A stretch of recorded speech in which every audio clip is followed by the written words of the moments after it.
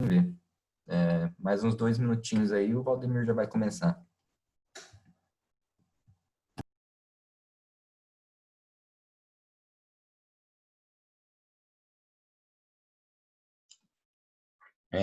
Só complementando o que o Igor falou, a gente leu os feedbacks, a gente agradece todos que responderam. Quem não respondeu, se puder responder até o final dessa aula, a gente fica muito agradecido, porque a gente vai mandar outro dessa aula aqui para ver como que está sendo o nosso desempenho. E foi que nem ele falou, a gente não... Bastante gente estava pedindo recomendação de investimentos. É uma coisa que a gente não pode, porque se denunciarem a gente, isso pode dar cadeia e tudo mais. Então, acho que isso a gente vai só mostrar o conhecimento para vocês. E parte de vocês também pesquisarem mais sobre o que investir, pesquisarem as pessoas que a gente vai falar e tudo mais. Então, só deixando bem claro que foi bastante respostas pedindo recomendação de investimento. Então, a gente fica preso dentro da lei. Então, a gente não pode fazer isso, tá? A gente vai demonstrar com exemplos, mas não é recomendação. Aí só esperar uma galerinha entrar e a gente já começa, tá?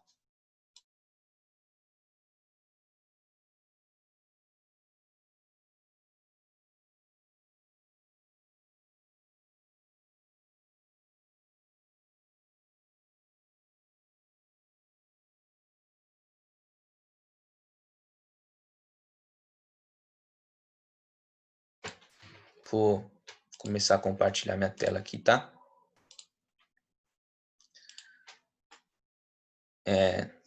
Vocês estão vendo minha tela aí?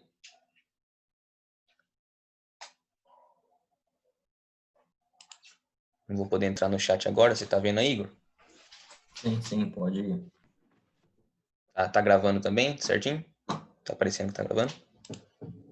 Tá, tudo certo. Pode continuar. Tá. Então, a introdução a gente já deu na primeira aula do nosso mini curso, como ele surgiu.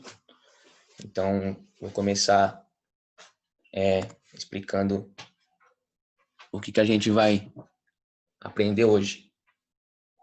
Então, a gente vai aprender sobre a diversificação nos investimentos, para você não quebrar de uma maneira que fica sem nada. Vai explicar também sobre a reserva de emergência, como se forma uma, aonde que a gente consegue aplicar ela.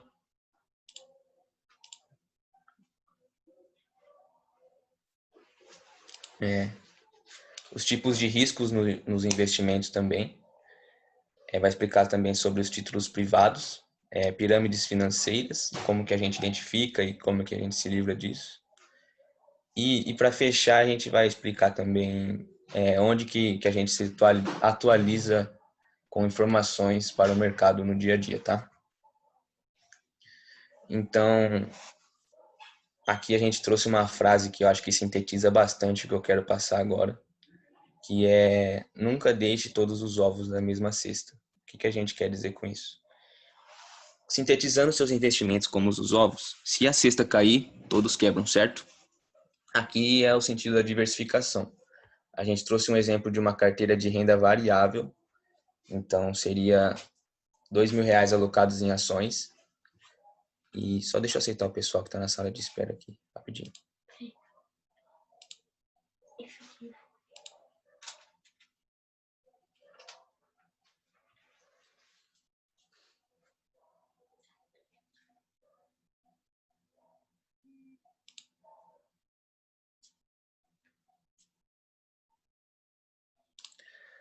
Tá, só explicando para as duas pessoas que acabaram de entrar agora, a gente está no primeiro assunto, tá? E aqui a gente vai explicar sobre a diversificação de uma carteira de renda variável. Então,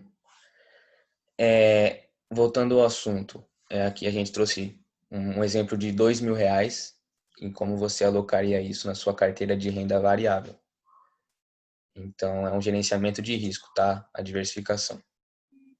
15% em ações da BRF, ou R$ 300, 15% em ações do Itaú, 5% em ações da Vale, R$ 300 ou 15% da carteira em ações da Fleury, R$ 250 em ações da Petrobras e 7,5% da carteira em Bitcoin. Aqui a gente vai dar uma palhinha também sobre o fundo imobiliário. O que é um fundo imobiliário? A gente vai explicar na próxima aula, tá? Porque é um assunto mais complexo. A gente vai explicar junto com fundos de investimentos. Porém, ele é fundamental para se ter na carteira de renda variável. O que é? Vou passar um pouquinho que é o fundo imobiliário aqui.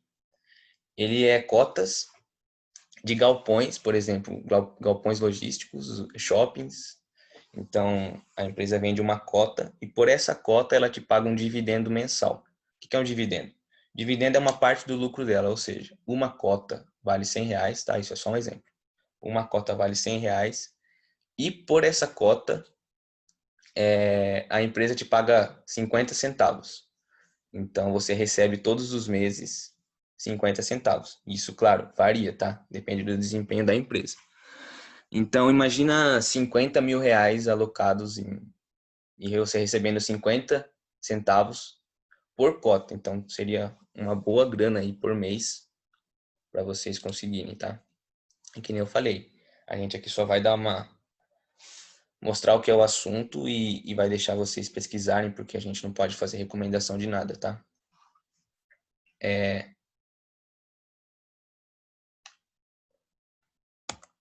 Peraí que tá travado aqui. E, pessoal, só é importante lembrar, essa carteira que a gente fez é só um exemplo, né? Então, não é para vocês seguirem isso, né? A gente não recomenda nada que vocês sigam isso, que vocês façam uma carteira desse jeito. Então, é meramente um exemplo dos fundos também. Acho que deu para ter uma ideia aí por cima, que o Valdemir explicou, mas a gente vai explicar melhor fundos na terceira aula. Então, na terceira aula, vocês vão saber exatamente o que são fundos, fundos imobiliários e tudo mais. Só já vou pedir desculpa. A internet aqui tá meio instável, porque eu moro no interior, quando eu não estou na universidade. Então, já peço desculpa para vocês. A internet está meio instável.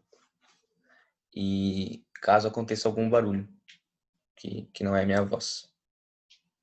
E eu não sei porque tá travado aqui. Agora disparou. Aí. Agora a gente vai trazer um exemplo de carteira de investimento, tá? Aquele primeiro exemplo foi de carteira de renda variável.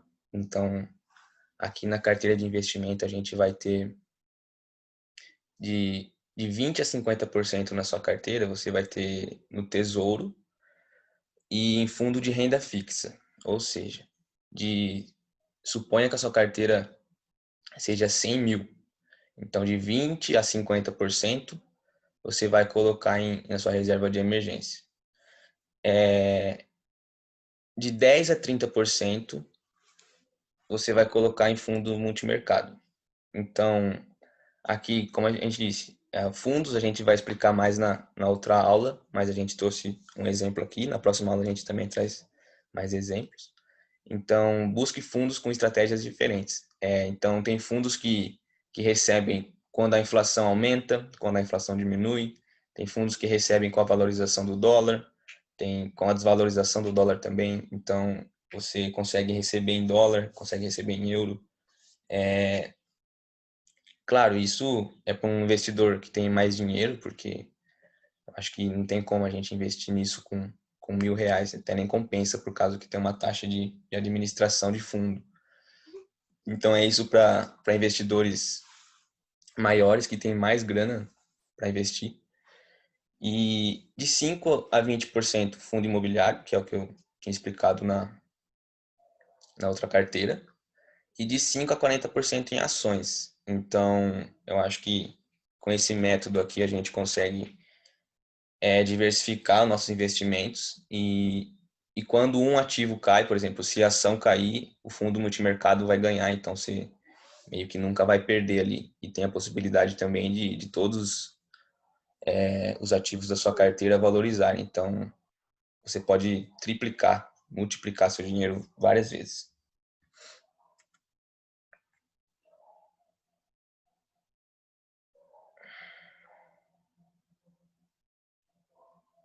Tá, aqui eu vou falar um pouquinho sobre a reserva de emergência. Aqui a gente colocou que todo perfil de investidor precisa formar a sua reserva de emergência. Porém, ó, analisando aqui, a gente vê que não é só o investidor que precisa ter uma reserva de emergência. Acho que é todo e qualquer cidadão precisa ter uma reserva de emergência, porque o próprio nome já diz, é uma reserva de emergência. Caso você seja demitido do emprego ou aconteça alguma coisa, igual aconteceu uma pandemia, várias pessoas tendo seus contratos suspensos, então acho que essa reserva iria cobrir bem. Então, e como que é o valor da sua reserva? O valor deve ser referente de 6 a 12 meses do seu custo de vida mensal em aplicações de boa liquidez. Então, nos próximos slides a gente vai dar alguns exemplos de aplicações para reserva.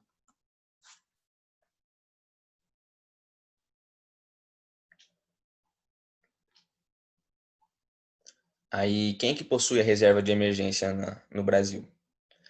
14% da população brasileira possui reserva de emergência. Ou seja, 86% da nossa população não possui reserva de emergência. E isso é cultural, tá? Não saiam daqui se culpando porque vocês não têm uma reserva de emergência, porque isso é uma cultura desde de que a gente conhece o nosso país, que a população não tem uma boa educação financeira. E que nem eu disse, não se culpem, não é culpa da gente. É culpa de quem está à frente de todos, que no caso é o presidente, tá? Não só o presidente, mas do corpo do governo inteiro. Mas acho que deu para entender a ideia.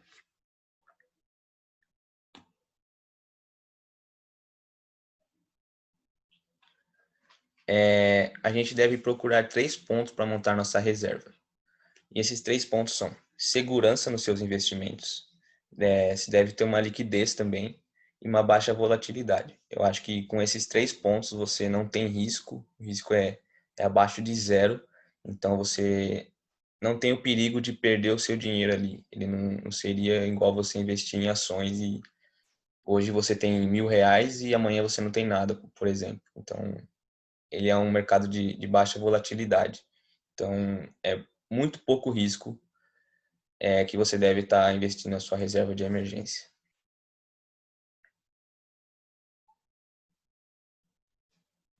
Ô, Valdir, perguntaram aqui no chat qual a diferença de liquidez e volatilidade. Explica aí pra gente.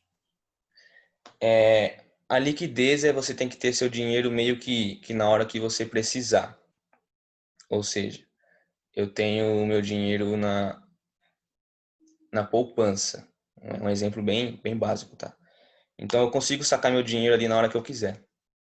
Essa é a liquidez. Então é basicamente ter dinheiro fácil. E a volatilidade é o risco. Ou seja, volatilidade é o risco que seus investimentos vai ter. O exemplo do mercado de ações é um mercado de alta volatilidade, ou seja, você pode ter R$ 1.000 hoje, mas como é um mercado de renda variável, volátil, amanhã você pode ter R$ 0, pode estar zerado, entendeu? Então essa é a principal diferença entre os dois. Ficou claro? Não estou conseguindo Deu ver o pra chat entender. aqui. Beleza. E como que você deve formar a sua reserva de emergência? Primeiramente, você deve organizar as suas contas e entender o quanto você ganha de fato e o quanto você gasta. Claro, você não pode gastar mais do que você ganha. Então, isso é meio que óbvio, mas se a gente pegar lá, a maioria da população brasileira já teve o seu nome no Serasa porque gastou mais do que devia e não conseguiu pagar suas dívidas. Então, isso é o princípio básico. Você deve entender quanto é seu gasto mensal e quanto é o seu ganho mensal. E o segundo ponto, você deve definir uma meta de valor para poupar todo mês. Então, você ganha lá R$ 1.000, por exemplo. Se você conseguir juntar por mês R$ 50, já é um bom começo, tá? Então, se você sentar e entender as suas dívidas, você consegue cortar gastos. E eu falo isso por exemplo próprio, tá? Então, aqui você deve aplicar sua reserva em investimentos como Tesouro Selic, que é, como a gente tinha explicado na primeira aula, é um investimento de boa liquidez, fácil. Fundos de investimentos com resgate curtos, D mais 0 ou D mais 1. A gente também explicou o que é o D mais 0 e D mais 1, mas eu explico de novo aqui para vocês, que é D mais 0, você precisa do seu dinheiro agora, então você pede o saque e no mesmo dia já tem o dinheiro na conta. E D mais 1, você precisa do dinheiro, então você pede o saque hoje e amanhã já está na sua conta. Então seria dias úteis. E CDB com liquidez diária. Então, acho legal a gente frisar isso aqui. O Nubank e o Banco Inter, tá? Que acho que todo jovem deve ter uma conta em um desses bancos digitais, porque eles rendem o seu dinheiro no CDB com liquidez diária, ou seja, é 1 centavo por dia, é algo assim, é mínimo? Mas ele está rendendo ali diariamente, por mais que seja mínimo, e você pode sacar a hora que você quiser também. Então, você precisa do dinheiro, você já tem ali, você já pode usar.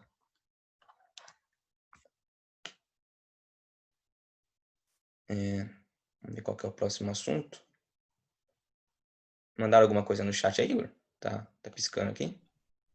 Só se não é CDI.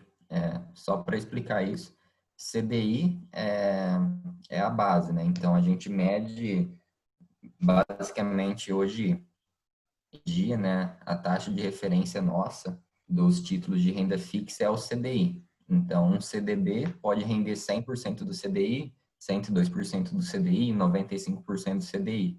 Então CDB é o investimento em si, CDI é a taxa de referência a qual o investimento está atrelado. Acho que deu para explicar. E agora vamos falar de tipos de risco nos investimentos. Pode passar aí, Valdir. Então, acho que é legal a gente explicar, né, todos os tipos de risco que estão envolvidos nos investimentos, né?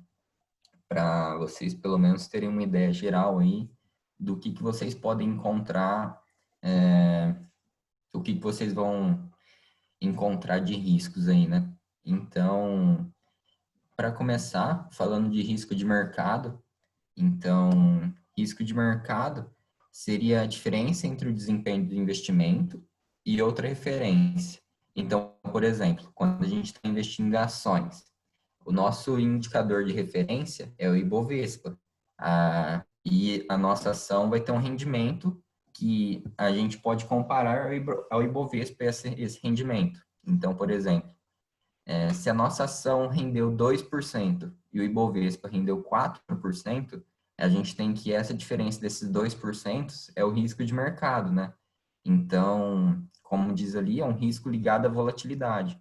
Então, esse risco é presente em todos os investimentos, né? Porque nenhum investimento tem certinho uma taxa, acompanha certinho a taxa do Ibovespa, por exemplo. Mas então, não tem esse risco de mercado seria um risco não diversificável. Não dá para a gente diversificar a nossa carteira e parar de ter esse risco. Esse risco de mercado a gente encontra em todos os investimentos que a gente vai fazer. Então, basicamente, é o risco da ação subir ou descer, de um título subir ou descer. Então, porque a gente sabe que os investimentos não sobem em linha reta, né? Então, não tem uma linearidade. Eles vão subindo, a tendência de subir ao longo do tempo, só que vai subindo numa cadência diferente, né? Então, às vezes pode cair um pouquinho, depois sobe mais. Então, esse risco é o risco de mercado. Indo para o próximo risco, a gente tem o risco de liquidez. Risco de liquidez é quando a gente não consegue ter o dinheiro em mãos na hora que a gente quer. Então, se a gente faz um investimento em um fundo, por exemplo, que é D mais 32, então se eu invisto hoje e eu vou querer tirar o dinheiro, eu peço hoje para tirar o dinheiro e só dali 32 dias eu vou ter o dinheiro de volta. Então, esse é o risco de liquidez. Então, envolve aí a quantidade de tempo que a gente pode ter o investimento de volta na nossa mão, né? Então, levando em conta isso, por exemplo, um CDB de liquidez diária tem muito menos risco de liquidez do que esse fundo que eu falei, de liquidez D mais 32. Então, dá para comparar esse risco de liquidez com essas letrinhas que a gente falou, né? Então, D mais 0, D mais 1. Então, quanto mais longo, é porque tem menos liquidez. Então, por exemplo, D mais 30 tem menos liquidez que um D mais 20. Então, tem maior risco de liquidez, entendeu? Então, o tempo que vai demorar para a gente conseguir obter o dinheiro vai demorar mais. O próximo risco, risco legal, que é relacionado à legalização dos contratos, das cláusulas.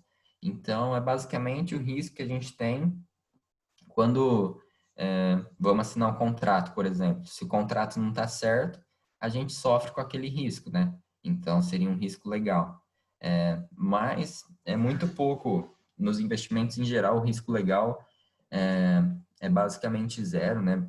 Possui muito pouco risco legal, porque tudo é regulado hoje em dia, né? Então, a B3, que é a nossa bolsa brasileira, que é onde negociam as ações, negociam os fundos imobiliários, é tudo regulado, as empresas têm que ter toda uma regulação dentro delas, têm que ser organizadas para poder participar da Bolsa Brasileira. Então, esse risco legal aí é praticamente mitigado, né? Passando para outros tipos de risco também, vamos encontrar o risco de crédito. Então, risco de crédito é quando uma instituição não paga para a gente. Então, por exemplo, o Tesouro, que eu falei para vocês na última aula. Então, o Tesouro é basicamente nós emprestarmos dinheiro para o governo brasileiro, né? E aí o risco de crédito seria o risco do governo brasileiro não pagar de volta para a gente. Então, a gente emprestou R$ 100 e é o risco do governo brasileiro não nos devolver R$ 100 mais os juros. Então, a gente pode ver também que aí, dependendo do tipo de investimento, tem muito risco, tem muito pouco risco de crédito, né? Então, por exemplo, essa questão do governo brasileiro, né? Então, imagina, emprestar para o governo brasileiro, qual que é o risco do governo brasileiro não pagar para a gente, né? É muito pouco esse risco.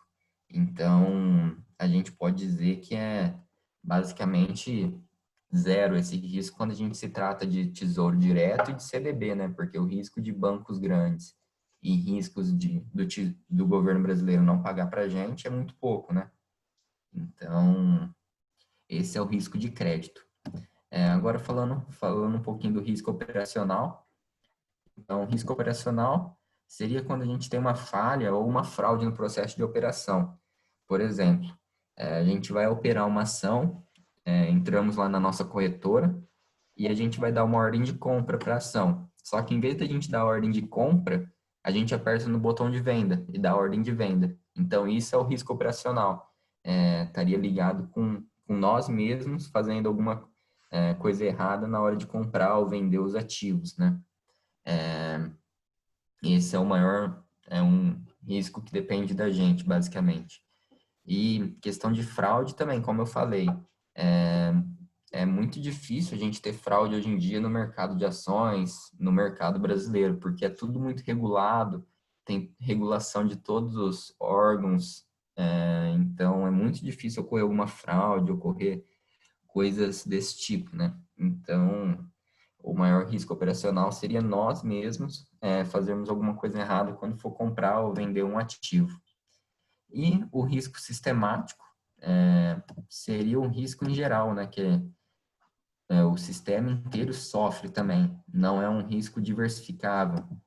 Então, como o risco de mercado, que eu já falei para vocês, que envolvem a questão da volatilidade, de subir e descer, que é um risco que está em todos os investimentos, o risco sistemático também é um risco que está em praticamente todos os investimentos, né? Por exemplo, a gente teve a crise do coronavírus aqui agora, que teve uma queda muito grande no preço das ações, né? Praticamente todas as ações caíram muito com a queda, com a questão do coronavírus. Então, esse é o risco sistemático, né? A gente não tem como diversificar. Mesmo que a gente compra diversos setores diferentes de ação, então compra bancos, compra setor elétrico, quando acontece uma crise como o coronavírus, todos os setores são afetados, né? Então, esse seria o risco sistemático. Agora, passando para o próximo slide, a gente vai falar um pouquinho dos outros tipos de investimentos que a gente tem de renda fixa. Então, vamos entrar no detalhamento aí dos investimentos de renda fixa. Então, para começar, vamos falar dos títulos privados, que os títulos privados são títulos de dívida que foram emitidos por um banco, uma financeira ou uma empresa. Então, o objetivo é esses órgãos emitirem esses títulos, a gente comprar os títulos dos órgãos e aí vamos emprestar dinheiro para esses órgãos, né? Como eu falei, os títulos públicos é basicamente a gente financiar o governo, né? Da última aula. Então, título público, o governo emite um título, a gente compra e financia o governo. Agora, os títulos privados, essas empresas, bancos, financeiras emitem o título e a gente compra o título e vai financiar essas empresas, esses bancos, né? Vai emprestar dinheiro para eles. Em troca, eles vão pagar os juros, né? Que é a questão que a gente disse na última aula. Os juros é a melhor coisa aí quando a gente trabalha a nosso favor, né? Que é como se fosse um acréscimo no nosso capital. Então, alguns desses títulos privados são CDB, LCI, LCA, debêntures, CRI, CRA. Então, vou explicar eles para vocês agora em seguida. Então, passando para o próximo aí, a gente vai falar de CDB. Então, acho que CDB é muito conhecido por vocês, né? Duvido alguém que nunca ouviu falar de um CDB, né? Porque o CDB é um investimento muito difundido. Pode passar todo o slide aí, Valdemir, deixa o slide inteiro aberto. Então, no CDB a gente colocou algumas características aqui, mas eu vou explicar um pouquinho. Então, o CDB seria a gente estar emprestando dinheiro para algum banco, né? Então, o banco vai lá e emite um título, e aí, com esse título emitido, a gente vai lá e compra o título e empresta dinheiro para o banco, né? Que emite o CDB. Então, em troca da gente ter emprestado esse dinheiro, vamos ter juros, né? Então, é um tipo de investimento também muito difundido, de renda fixa, porque possui pouco risco, né? Então, é o risco de um banco não pagar a gente, né? É um risco muito pequeno, né? E aí, algumas informações mais específicas do CDB, a gente tem a questão do imposto de renda, então é regressivo e é cobrado na fonte, então, na hora do resgate. Ou seja, a gente não precisa ficar preocupado com declarar imposto de renda no CDB, né, no caso do CDB. Então, a gente investiu em um CDB, por exemplo, o Banco Inter tem um CDB que rende 100% do CDI. Então, a gente vai investir nesse CDB e a hora que a gente resgatar, a parte que a gente resgatar já vai estar líquida do imposto de renda, né? A gente não vai precisar declarar imposto de renda nem nada do tipo. Já é cobrado ali na fonte o imposto de renda. E, além disso, falando do imposto de renda regressivo, né? Então, regressivo, ele começa com uma taxa maior e vai regredindo ao longo do tempo. Então, quanto mais tempo você deixar o seu dinheiro ali aplicado no CDB, menor o imposto que você vai pagar. Também tem a questão do IOF, quando tiver mais de 30 dias investido no CDB e a gente fosse resgatar, não vamos ter cobrança de IOF, né? Então, vai ser isento desse imposto que é o IOF. Agora, se for menos de 30 dias, aí tem a cobrança do IOF. Aí o CDB também pode ser pré e pós-fixado, então igual o Tesouro que eu falei para vocês, o CDB também pode ser pré e pós-fixado. Então a gente tem que pesquisar, ver o que é melhor para a gente, né? O que é melhor por conta do momento. Por exemplo, um CDB agora é pré-fixado com a Selic, se o CDB foi lançado agora, né? O CDB está pré-fixado, a Selic, que é mais ou menos aí a taxa básica de juros da economia, igual a gente explicou para vocês na última aula. Então, e o CDI anda mais ou menos pareado com a Selic, e a Selic em 2,5% aí, 2,25% ao ano. Então, a gente tem que o investimento só vai pagar 2,25%. Então, talvez seria melhor uma questão de pós-fixado, para só depois a gente receber o nosso juros, né? Então, varia essas questões, né? São questões que a gente tem que avaliar na hora do investimento também, ver como que está o cenário da taxa de juros do Brasil atual e ver o que compensa mais. E aí, a gente tem a garantia do FGC também. Então, se, por exemplo, além do caso de ser um risco muito baixo do banco não pagar para você o que você emprestou para o banco, a gente também tem a questão de se o banco quebrar, a gente tem a garantia do FGC do nosso investimento, ou seja, até 250 mil a gente tem garantido. Então, se a gente investiu 250 mil em um CDB de um banco e o banco quebra, o FGC vai lá e garante para a gente esses 250 mil. Então, ele vai lá e vai pagar para a gente 250 mil. Não é a gente que vai arcar com esses 250 mil. Ou seja, é o risco zero, né, praticamente. É muito difícil perder dinheiro com o CDB. Então, seria uma forma mais rentável que a poupança de investir e com tanto ou menos risco igual a poupança, né? Passando para os próximos investimentos, vamos falar um pouquinho de LCI e LCA. Então, são letras... Passa aí, Vladimir. Aí. Então, são letra de crédito imobiliária e letra de crédito do agronegócio, né? Então, também, os bancos e outras instituições financeiras que emitem, e aí eles vão ser lastreados em créditos imobiliários e do agronegócio. Então, o lastro, eles vão ser como se tivessem uma parte em créditos imobiliários e uma parte no agronegócio. Então, LCI é imobiliário, LCA, agronegócio. Então, quando a gente investe em LCI, a gente está financiando o setor imobiliário. Quando investe em LCA, a gente está financiando o setor do agronegócio. Também, mesma coisa do último investimento, do CDB, também tem questões de pré e pós-fixado. Só que o LCI e o LCA tem a questão de não ter liquidez diária, né?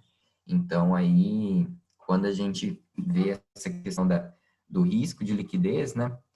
O LCI e o LCA teriam um pouco mais de risco de liquidez, porque a gente não tem liquidez diária. Então, se a gente pedir o nosso dinheiro de volta hoje, a gente não investiria, não receberia de volta o dinheiro hoje, né? A gente só receberia esse dinheiro que a gente pediu hoje de volta daqui a um certo tempo. Também possui garantia do FGC, então até 250 mil. Se a instituição que emitiu o LCI e o LCA quebrar, a gente tem os 250 mil de volta sem problema nenhum.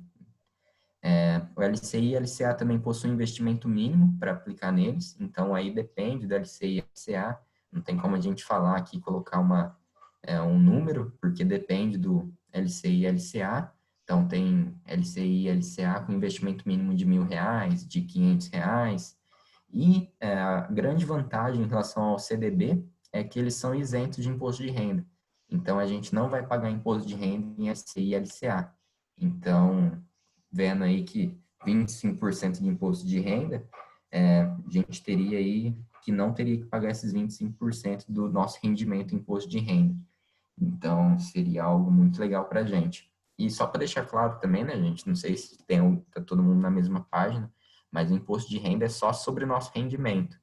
Então, não é sobre o nosso investimento inicial, é sobre o nosso rendimento. Passando para o próximo, a gente tem as debêntures. Então, as debêntures são títulos de dívida que uma sociedade anônima emite. E aí o investidor vai lá e compra a debênture. Então, por exemplo, uma sociedade anônima, só para explicar para vocês, sociedade anônima é uma empresa com muitos investidores, né? Então, basicamente, empresas na bolsa, que tem capital aberto na bolsa, é uma sociedade anônima, porque tem muitos investidores ali naquela empresa. Então, acaba virando uma sociedade anônima ali. Agora, por exemplo, sei lá, o mercado da esquina da nossa casa, sabe? Só tem um investidor, só tem um cara ali que investiu. Então, não é uma sociedade anônima, né? A gente consegue dar nome para todos os sócios, né?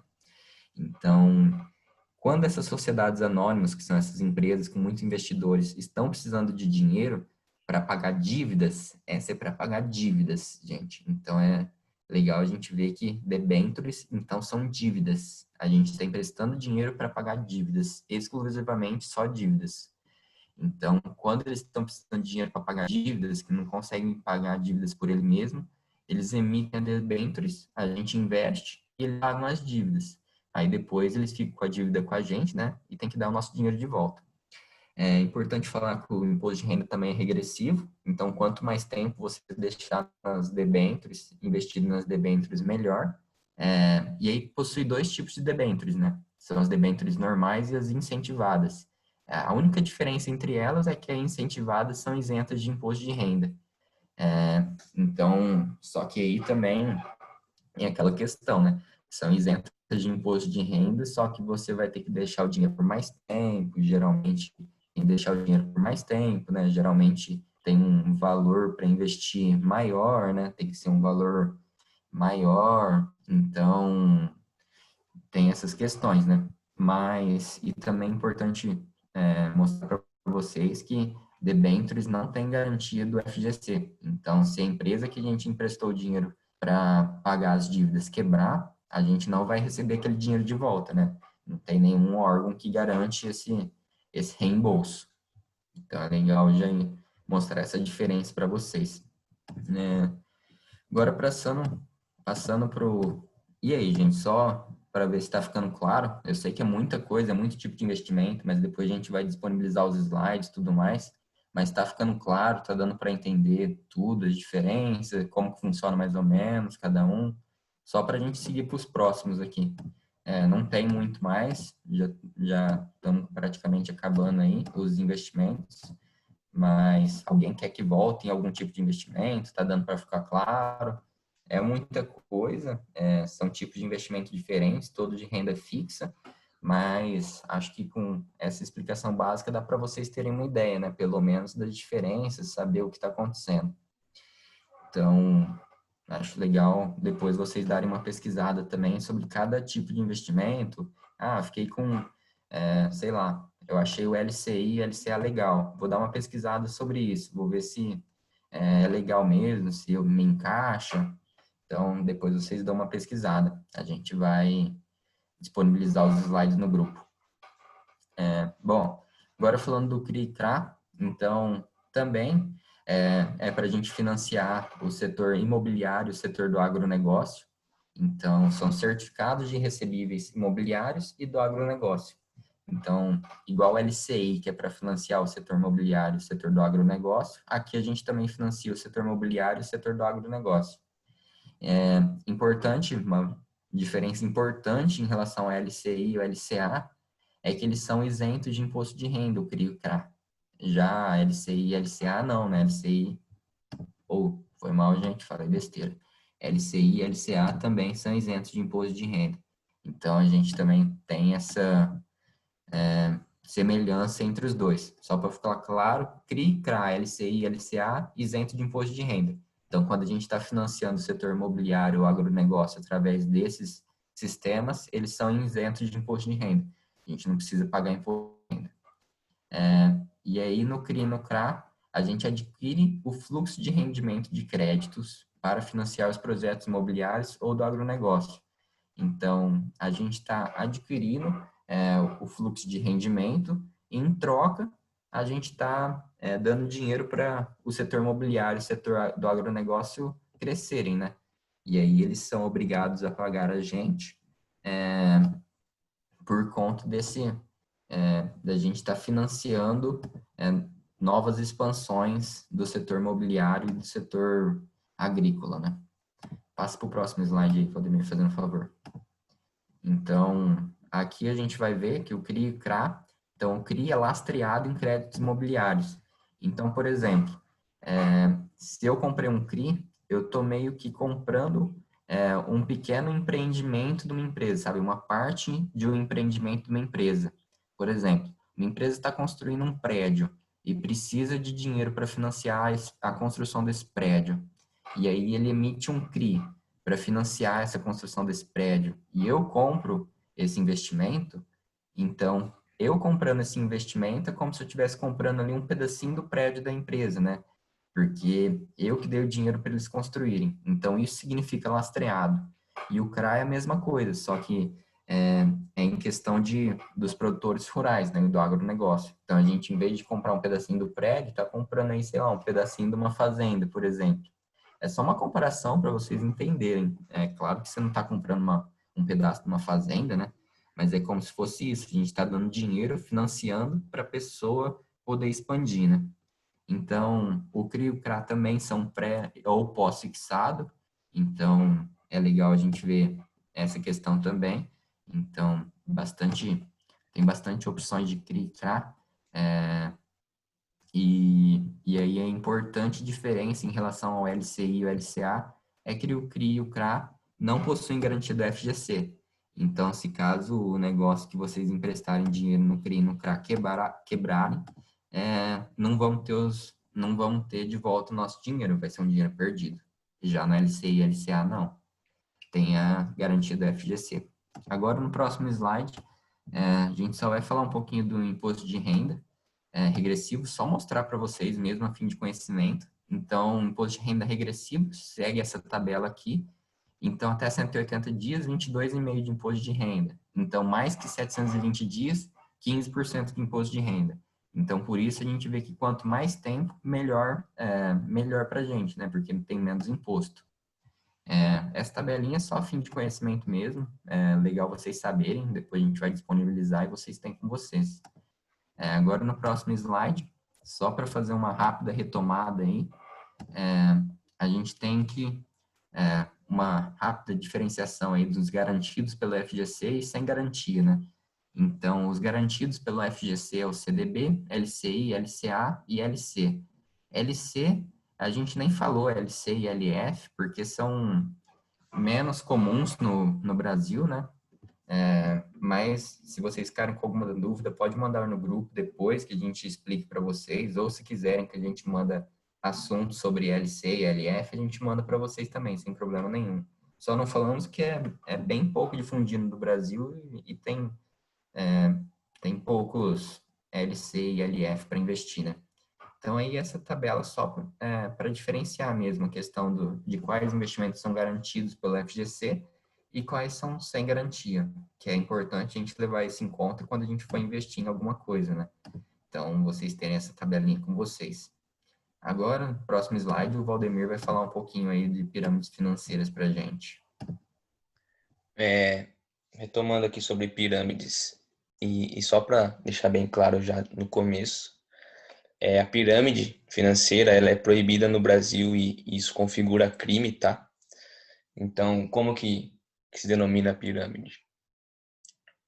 Tem promessas de retorno expressivo em muito pouco tempo.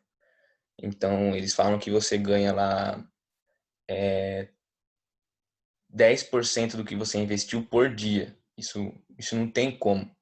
Imagina se existisse isso em 10 anos, você teria de dinheiro investido maior que muito PIB de muitos países. Então, acho que é uma coisa que a gente consegue identificar fácil, mas é sempre bom a gente estar de olho, porque realmente são investimentos, entre aspas, que chamam a atenção e conseguem enganar muitas pessoas, tá? Então, como que isso quebra? Novos aplicadores param de entrar, porque precisa de muita gente para todos ganharem, e o esquema não tem como cobrir os retornos prometidos, e então esse sistema entra em colapso. Então, aqui como identificar? Que nem eu falei, promessa de ganho fácil, é um lucro exorbitante, e eles falam que é retorno garantido, porém não se tem o retorno garantido. Esses dias aqui na minha cidade estava tendo uma pirâmide que você investia R$ 120 e ganhava 1.300. Então, muitas pessoas saíram lesadas depois que várias pessoas ganharam já, então acharam que era fácil, então acabou que bastante gente perdeu muito dinheiro nisso aí, porque não entraram só em uma pirâmide. Então, entraram em várias pirâmides. Imagina, cada pessoa que investiu R$ 100 ganhando R$ 1.000 por R$ 100 investido. Então, teve pessoas que investiu 5.000, R$ 6.000, achando que ia ganhar e acabou que perdeu tudo. Promessas de ganhos extras ao indicar novos clientes. A principal característica da pirâmide é você chamar dois amigos para entrarem. Então, essa é a principal característica. Mas imagina que uma pirâmide tem 1.000 pessoas. Aí, para você ganhar seu dinheiro, você tem que chamar 3 amigos. Concordam que isso não precisa nem ser 1.000 pessoas. Concorda que uma hora isso vai colapsar e não vai ter mais quem chamar? Por isso que o sistema não roda e não dá certo. Então, é uma característica da pirâmide também, eles não têm uma informação clara no que você está investindo. Então, como a gente falou, todos os tipos de investimentos, a gente tem uma informação clara do que a gente está investindo. Seja em ação, fundo imobiliário, fundo de investimentos, Tesouro Selic, CRI, CRA, a gente acabou de dar N exemplos de produtos para se investir. A pirâmide tem uma característica de que não tem um produto claro do que você está investindo. E também tem a falta de informações básicas sobre a empresa que está fazendo a pirâmide. Então, você não tem uma garantia, ninguém te garante que você vai receber, a não ser a palavra do golpista. Então, acho que essa é a principal característica da pirâmide. Prometer o retorno acima de 1% ao dia, cai fora que isso é furada. Eu acho que várias pessoas, se não todas, já viram isso. Amigos mesmo, ou nas redes sociais, as pessoas chamando para participar. Aqui agora a gente vai falar um pouquinho sobre como investir, tá? Porque a gente falou todas as coisas, mas a gente não falou por onde compra. Então, a gente compra todas essas coisas que a gente acabou de falar por corretoras. Ou seja, hoje existem várias corretoras no Brasil, porém a gente filtrou elas e as duas que a gente achou melhor para todos, né? Que não tem uma grande renda, é a Clear e a corretora do Banco Inter. O porquê delas? Porque essas duas têm taxa zero, ou seja, qualquer coisa que você comprar lá, a taxa é zero. E inclusive a corretora da XP, da Rico Investimentos, que é da do Thiago Nigro, se você compra uma ação, por exemplo, tem uma taxa.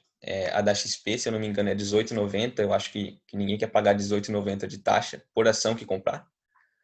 E a da Rico é R$7,90. É um pouquinho menor, mas R$7,90 já é um bom dinheiro ali, se você for ver. Então, a gente indica essas corretoras que tem a taxa zerada.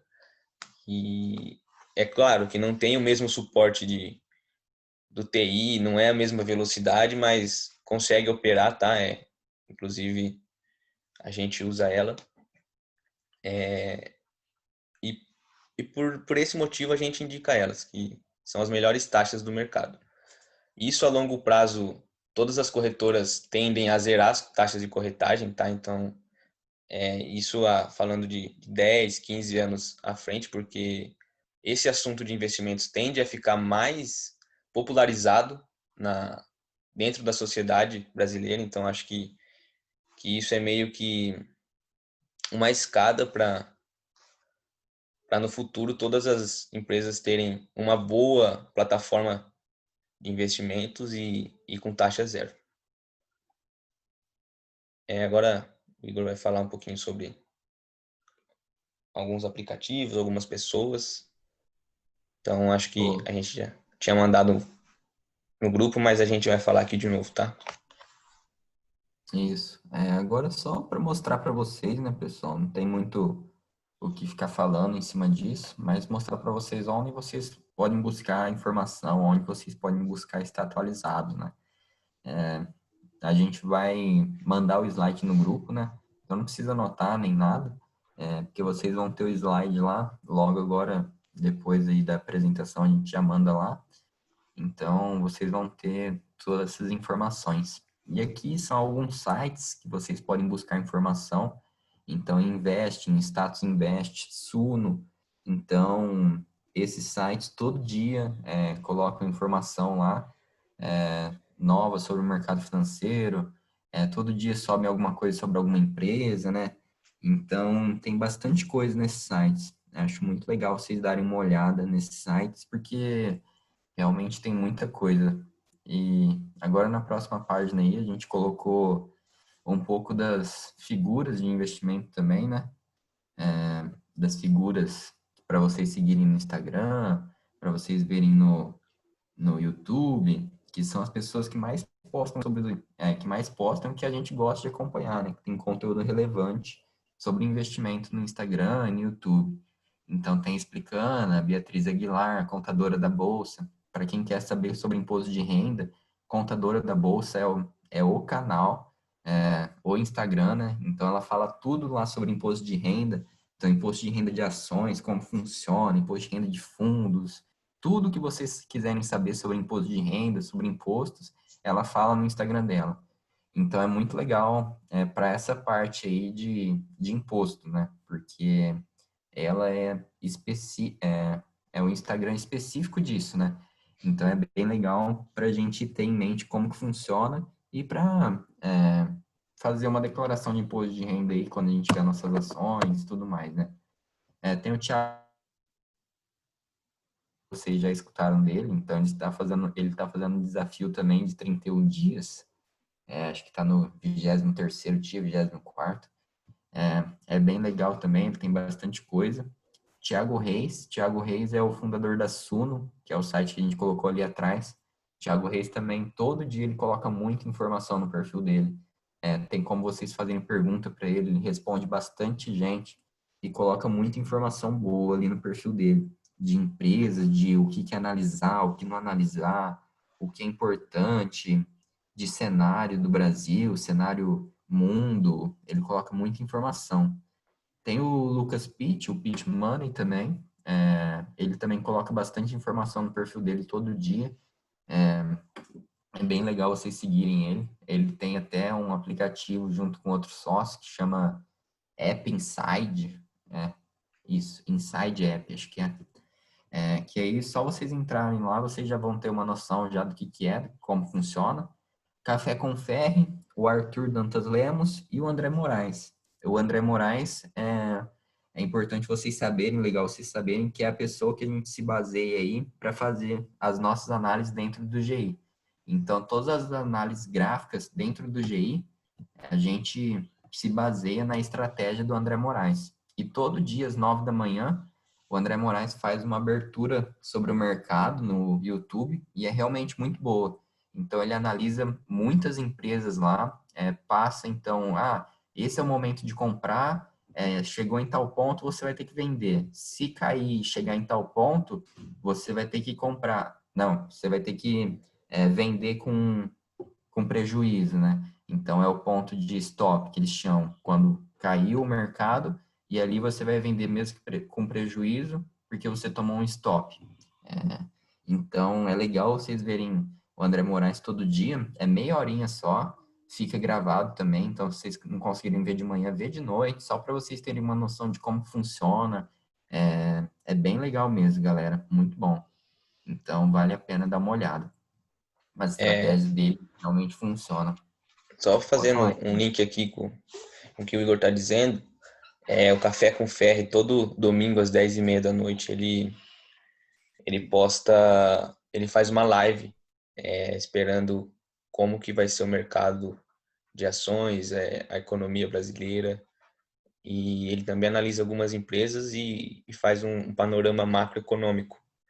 Então, acho que todo domingo às 10h30 da noite, se vocês estiverem disponíveis, isso no Instagram, tá? Ele faz uma análise de como vai ser. Eu acho bastante legal acompanhar, porque eu aprendi muito, aprendo com ele também. Todo domingo ele passa alguma ideia nova. Então, acho que é basicamente isso. Acho que é isso também, galera. Hoje não vai dar tempo para a gente bater um papo aí, conversar, mas vamos combinar o seguinte. Agora, depois Agora acabando, né? A gente já vai mandar esses slides no grupo. Então, vai ter lá os slides para vocês com todas as informações de hoje e vamos combinar o seguinte: na próxima aula, a gente vai guardar 15 minutos para responder dúvidas de vocês. Só que vocês já vão mandar antes para a gente essas dúvidas, para a gente poder organizar de uma melhor maneira possível, né? Então, lá no grupo mesmo, ou chamar a gente no privado, pode chamar eu, Valdemir, e manda suas dúvidas para a gente responder na próxima aula. Então, a próxima aula vai ter um espaço só para a gente tirar dúvidas. 15 minutinhos aí, só tirando dúvida de vocês, falando sobre algum assunto que vocês querem que falem, enfim. Mandem no grupo, mandem no privado para a gente. Pode mandar, a maior quantidade possível de pessoas que mandar, melhor. Mais coisa que a gente vai ter para falar, mais coisa que a gente vai sanar de vocês. Então, acho que é isso, né, galera? Quer falar alguma É, coisa aí, Valdemir? tem alguns recadinhos aqui. Lembrando também que, se vocês puderem responder o questionário referente à primeira aula, é de grande valia para a gente. Já mando hoje também o questionário dessa aula, porque eu acho que tem que ser algo recorrente para a gente melhorar cada aula mais. Outra coisa também é vocês postarem no Instagram ou nas outras redes sociais e marcar a Sher e o GI. Eu acho que ajuda a gente a divulgar a nossa entidade, que quanto mais pessoa buscar, é melhor. Então, essa aula vai ser postada no YouTube também, então a gente terminando aqui, a gente já consegue colocar ela lá. E o presidente da entidade, que o Guilherme pediu para a gente tirar um print, quem se sentir à vontade para ligar a câmera, você tira o print aí, Gui?